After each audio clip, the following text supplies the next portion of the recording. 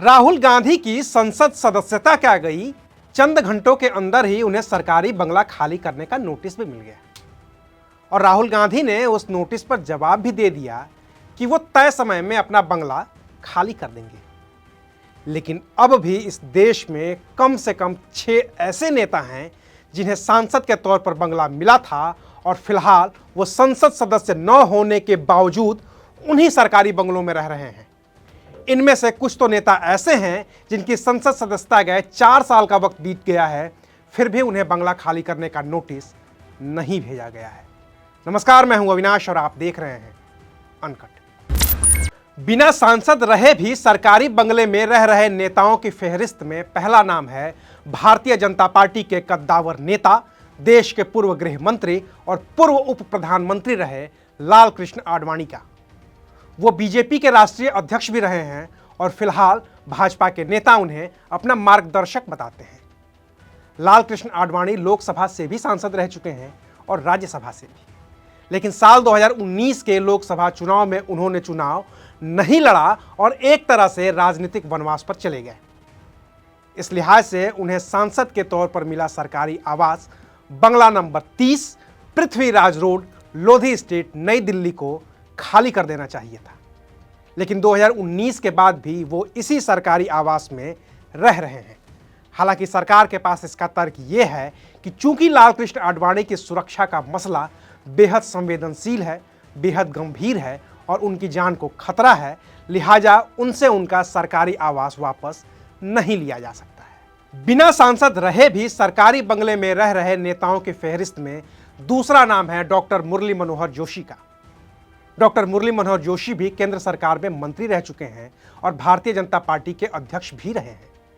इलाहाबाद, वाराणसी और कानपुर से सांसद रहे हैं, लेकिन 2019 में उन्होंने भी चुनाव नहीं लड़ा, तो न तो वो लोकसभा से सांसद हैं और न ही पार्टी ने उन्हें राज्यसभा भेजा।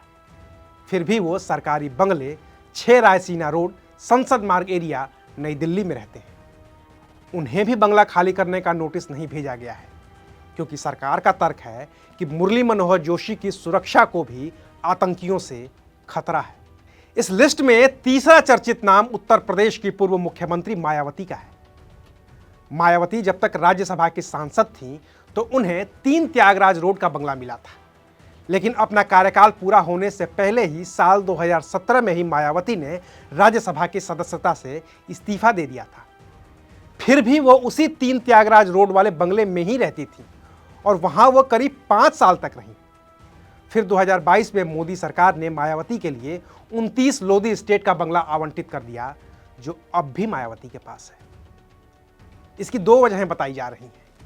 एक तो ये कि मायावती एक राष्ट्रीय पार्टी की राष्ट्रीय अध्यक्ष हैं, तो इस लिहाज से उन्हें एक बंगला सरकार की ओर से दिया जाता है, और दूसरा ये कि मायावती को भी सुरक्षा का खतरा है, लिहाजा सरकार ने उन्हें बंगला आवंटित किया है।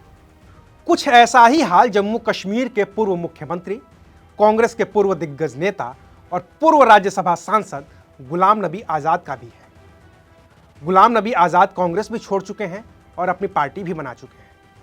राज्यसभा में भी उनका कार्यकाल पूरा हो चुका है, लेकिन अब भी उन्हें सरकार की ओर से 5 साउथ एवेन्यू लेन, नई दिल्ली का बंगला मिला है, जिसे न तो उन्होंने खुद खाली किया है और न ही सरकार की ओर से उन्हें बंगला खाली करने का कोई नोटिस भेजा गया है। गृह मंत्रालय की ओर से इसके पीछे सुरक्षा का ही हवाला दिया गया है। लेकिन कांग्रेस नेता आनंद शर्मा का नाम तो इस लिस्ट में होना और भी चौंकाता है। वो कांग्रेस में G23 गुट के नेता रहे हैं, केंद्र सरकार में मंत्री भी रह चुके हैं। अप्रैल 2022 में ही इनका राज्यसभा का कार्यकाल खत्म हो चुका है, करीब 1 साल होने को आए हैं। लेकिन आनंद शर्मा को सरकार की ओर से मिला 28 लोधी स्टेट वाला बंगला खाली नहीं करवाया गया है। अब वजह पूछेंगे तो इसमें राजनीति आ जाएगी।